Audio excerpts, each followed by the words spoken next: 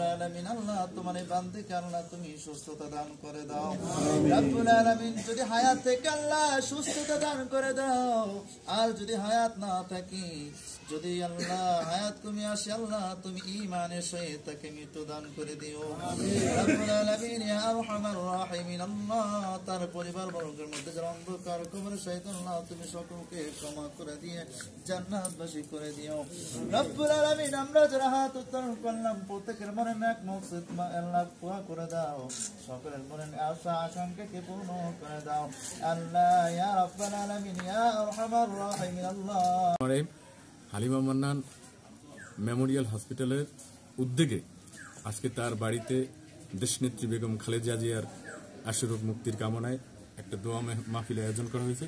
সেই মাহফিলে আমরা দোয়া অনুষ্ঠানে আমরা এলাকাবাসী সবাই উপস্থিত থেকে খালেদা জিয়ার জন্য দোয়া করছি এবং পাশাপাশি বিপ্লব হোসেন আজাদ ভবিষ্যতে তার হালিমা মান্নান মেমোরিয়াল হসপিটাল যাতে ভালো চলে এবং জনসেবা করতে পারে সেই উদ্দেশ্যে আমরা আরও জানি তার দেশনেত্রী বেগম খালেদা জিয়ার ইয়েতে কাজ করতে পারে সেই আশাবাদ রেখে আমি এখানে শেষ করছি। আল্লাহ।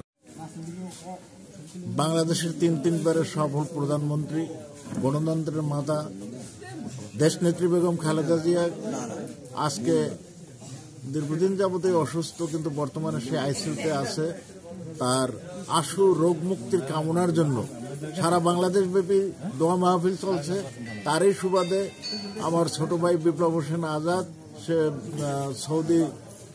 সৌদি আরব শাখার সে সভাপতি, তার উদ্যোগে আজকে এখানে আমরা এই বেগম খালেদা জিয়ার রোগ মুক্তির জন্য দোয়া কামনার জন্য মিলাদ মাহফিলের আয়োজন করছি। মানুষ জানে আমাদের আপসী নেত্রী, দেশনেত্রী, সাবেক তিনবারের সফল প্রধানমন্ত্রী বেগম খালেদা জিয়া দীর্ঘদিন পর্যন্ত এবার কেয়ার হাসপাতালে চিকিৎসাধীন আছেন।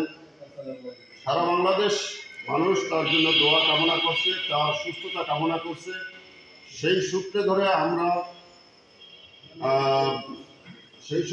আমরা হালিমা মান্নান মেমোরিয়াল হাসপাতালের পক্ষ থেকে হাসপাতালের ব্যবস্থাপনা পরিচালক জনাব বিপ্লব হোসেন আজাদ, যিনি সৌদি আরবের পূর্বাঞ্চলের শ্রমিক দলের সভাপতি, তার আয়োজনে